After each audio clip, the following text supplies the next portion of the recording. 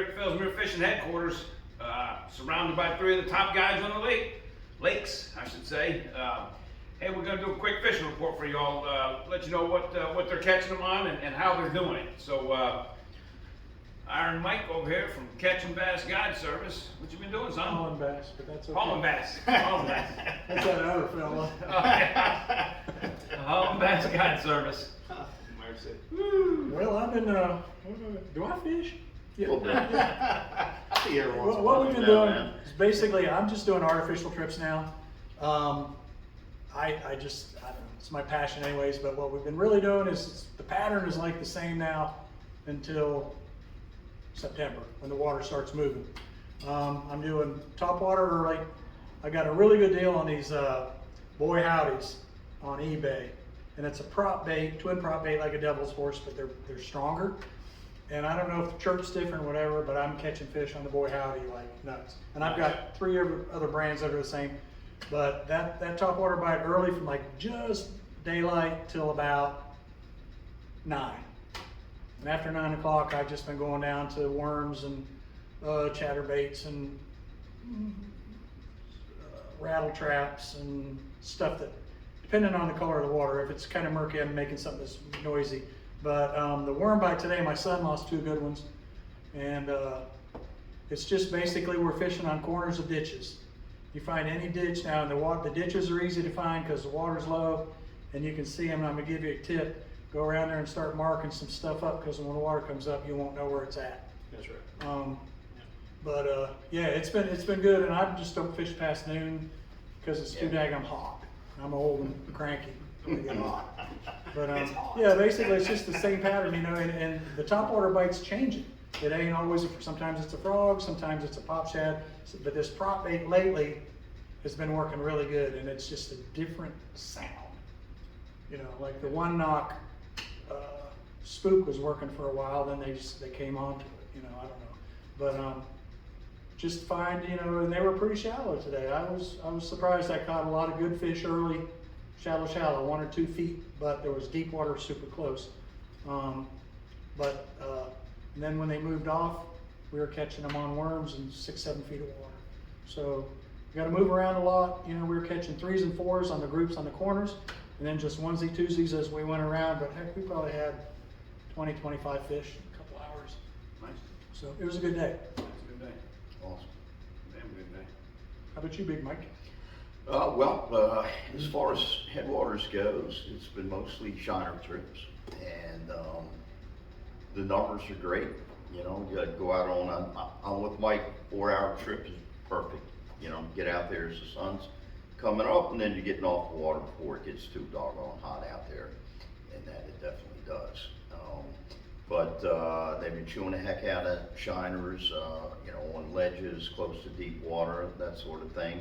Numbers have been fantastic. I mean, you can literally catch and fish every cast, every shiner. You might have a few gar and mudfish mixed in along the way, but it is definitely nonstop action.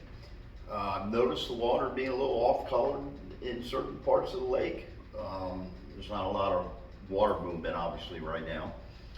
And as far as artificial goes, Pat and I did fish Garcia last weekend, and the deal over there for Pat mainly was a chatterbait, working it around some like dollar pads. Found little groups, fields of dollar pads, and he was just slow rolling that thing over the top and down. You know, that was a good bite there. Again, water clarity over at the Garcia Reservoir right now, not good. Water is really off colored, and again, there's no movement.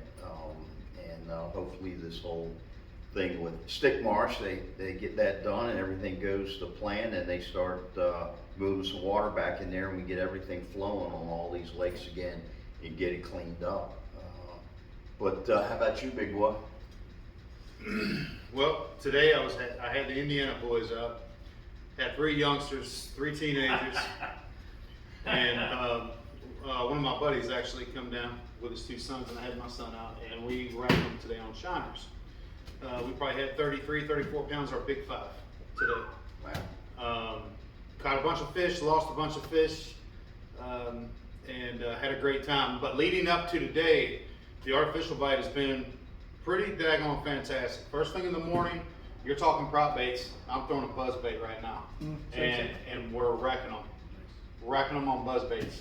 Are you going fast? Or just Some- kind of medium? Both. Okay. Both. One day to the next will change. One day to the next will change. The only thing that is not changing is the location of the fish. The fish are in certain areas where they're not as apprehensive to a loud buzzbait like that. You know, some fish kind of shy away from a loud clacking buzzbait. These fish, when they hit it, it's like a bomb went off in the water.